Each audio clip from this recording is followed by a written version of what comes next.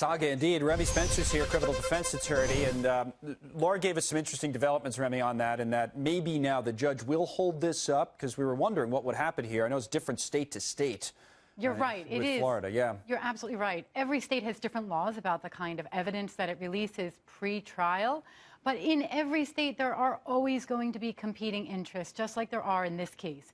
Does the public have a benefit or a right to know? Yes, of course. But then we compete that with the victims. Right. In this case, there doesn't seem to be much of a public interest served.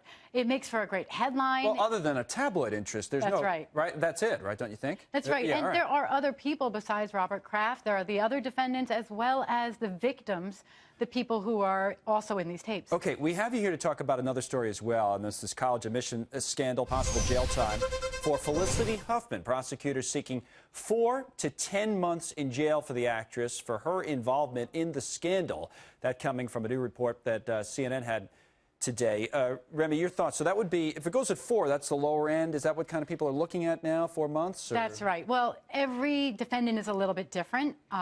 But the people who've accepted responsibility and pled guilty, like Felicity Huffman, early on in the case, just at the very beginning, are almost always going to get a better deal than if they continue to fight with the government to their proofs. Lori Loughlin did, and now there were new charges, and you know, that's right, much more serious, much more serious charges. So it just proves you can make a deal.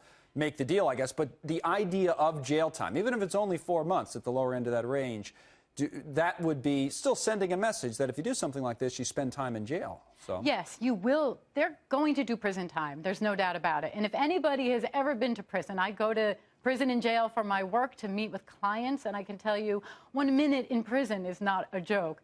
They can get much more than 4 months, though. It's ultimately going to be up to the judge, and the sentencing guidelines are just that. They're guidelines. So she may end up doing much more than 4 months. Is there anything in this case that you think has been handled differently because of the involvement of celebrities, or this is the way it would be no matter who was on trial or accused? That's a really good question, and I think whenever the press is watching a case, it always changes it. It's just the way it is.